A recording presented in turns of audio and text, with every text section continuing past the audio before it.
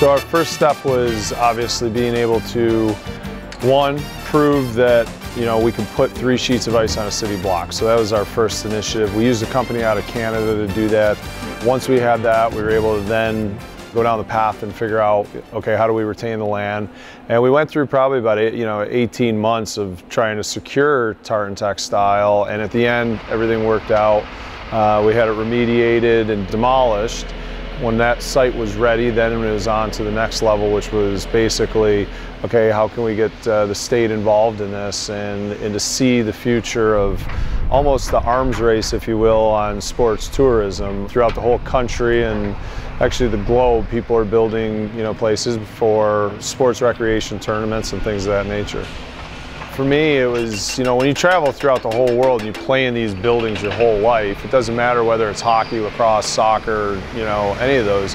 At the end of the day, what you're actually doing is you're taking bits and pieces from different countries, different states and everything, and you're just trying to put that input. Like the standard is, we wanted 3 sheets of ice that connect to the odd for 4. We wanted to have a building that, was going to be a little bit smaller than the odd for about 1,000 people. We wanted to be able to make sure that we had the locker room capacity. They were literally just bits and pieces that I've picked up along the way from when I was younger, to where I am even today. I think there's a lot of things that I want to continue to do and continue to build off of Nexus, not just stop there. There's just a lot of good stuff that comes when you vertically integrate with youth sports and families. And our community, like I've always said, is built off of families and sports. That's what upstate New York is, and I think this hits home to so many of us, and I think it's our responsibility to continue to try and make that the best place for anybody, not just by retaining great events here, but also by allowing these kids to develop into future athletes. I think it's the cornerstone for what the future hopefully holds. I think that yes, it's awesome, it's terrific, and I think if we rest on what Nexus is, it's shame on us. I think we got to keep growing and becoming a bigger powerhouse and a bigger player in the area, not just locally, but even the Northeast, and be able to continually vertically integrate. And I think that's really important. Does that mean more sheets of ice? No. But there's a lot of sports that we don't take care of. We don't take care of volleyball in the area. We don't take care of some real cool sports that generate tourism dollars, but also allow our own athletes to grow in the process by having the proper sporting infrastructure. And I think academies are a thing of the future, and I think that Utica is such a great place to live.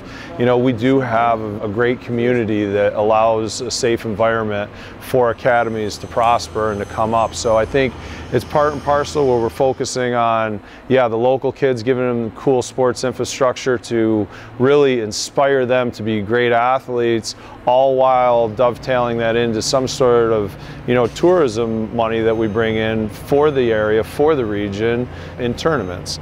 It's not a unique recipe. I mean, this has been around throughout, we built Lake Placid for the exact reason back in the late 70s so we could have the 1980 Olympics. This is the same type of thing. It's just tweaked a little bit because it's tournament based as opposed to, the Olympics.